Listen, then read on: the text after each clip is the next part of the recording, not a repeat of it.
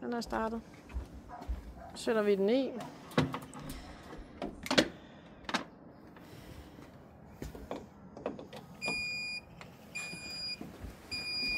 Biber 3 gange.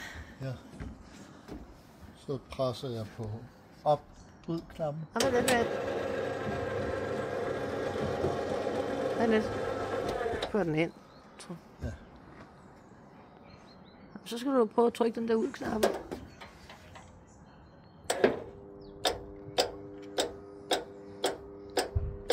Og så trykker jeg på ud-knappen. Og se på, ikke du har byttet rundt på dem.